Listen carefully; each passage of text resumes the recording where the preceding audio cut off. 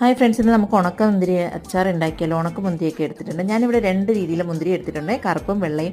ആദ്യം ഒരു ചീഞ്ചട്ടിയിൽ ഈ എണ്ണ ഒഴിച്ചതിന് ശേഷം നമുക്ക് ഏത് അച്ചാറിന് ഏത് എണ്ണ ആവശ്യം ആ എണ്ണ ഒഴിച്ച് നമുക്ക് മുന്തിരി വറുത്ത് കോരി മാറ്റി വെച്ച് കൊടുക്കുക. എന്നിട്ട് ആ എണ്ണയിലോട്ട് തന്നെ നമുക്ക് കടുകും ഉലുവായും പൊട്ടിച്ച് കൊടുക്കുക. ഇഞ്ചി, വെളുത്തുള്ളി, കറിവേപ്പിലയൊക്കെ ഇട്ട് കടുക് വറുക്കുക.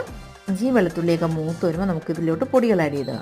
മഞ്ഞൾപ്പൊടി, മുളക് പൊടി, കായപ്പൊടി എല്ലാം കൂടി ചെറിയ രീതിയിലൊന്ന് മൂത്ത് വരുമ്പോൾ നമുക്കിതിലോട്ട് ഒരു നെല്ലിക്ക അളവിൽ പുളി പിഴിഞ്ഞതും കൂടി ആഡ് ചെയ്ത് കൊടുക്കാം.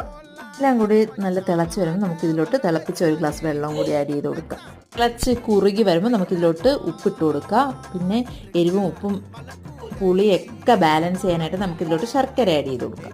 എല്ലാം കൂടി നമുക്ക് തിളച്ച് കുറുകി വരുമ്പോൾ നമ്മൾ വറുത്ത് വെച്ചിരിക്കുന്ന മുന്തിരിയും കൂടി ആഡ് ചെയ്ത് കൊടുത്താൽ നമ്മുടെ ഉണക്ക മുന്തിരി അച്ചാർ റെഡി ആയി കഴിഞ്ഞു. കല്യാണ സദ്യക്കൊക്കെ കിട്ടത്തില്ലേ, അതേ ടേസ്റ്റിൽ എല്ലാവരും ഒന്ന് ട്രൈ ചെയ്ത് നോക്കാം.